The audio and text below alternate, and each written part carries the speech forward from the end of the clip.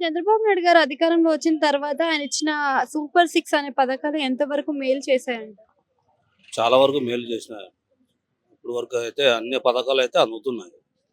బానే ఉంది.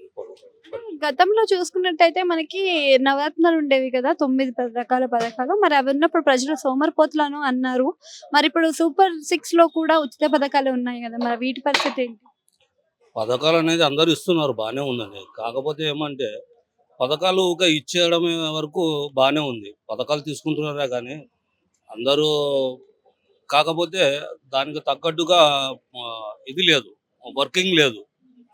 అందరికీ డబ్బులు ఇచ్చి చేస్తున్నారే కానీ ఆ గవర్నమెంట్ కూడా ఇంతకుముందు కూడా ఇచ్చిన పథకాలు కూడా బానే ఉన్నాయి. కాకపోతే ఇచ్చిన వాళ్ళకి ఒక పథకాలు అని అంటున్నారు కానీ ఇండస్ట్రియల్ ఏం లేదు. మామూలుగా ఎక్కడైనా కానీ ఫ్యాక్టరీస్ కానీ అవి కానీ వస్తే బాగుంటుండే. డబ్బులు ఇచ్చి ఒక ఇది చేస్తున్నారు అంతే తప్ప ఇవే డబ్బులు మామూలు పెట్టుబడి పెట్టి చేస్తుంటే అందరికీ ఉపయోగపడుతుంది అది. అంటే ఇప్పుడున్న పథకాలలో ఉపయోగకరమైన పథకాలంటే ఏం చెప్తారు? అంటే ఉచిత బస్సు కానీ, ఇంటికి దీపం పథకం కింద గ్యాస్ సిలిండర్ ఉచితంగా సంవత్సరానికి 3 గాని, ఇవన్నీ కూడా అందరికి ఉపయోగపడే విధంగానే ఉన్నాయంటారా మరి?